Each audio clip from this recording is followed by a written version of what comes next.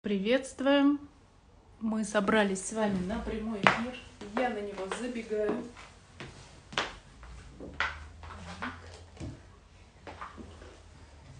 Добрый день, уважаемые подписчики! С вами сегодня снова мы вместе. Я Вероника Александровна, врач-остеопат-невролог, руководитель центра Лукреция, и Кристина Сергеевна, заведующая отделением лор-врач. Добрый день. Добрый день. Вы можете писать свои вопросы нам.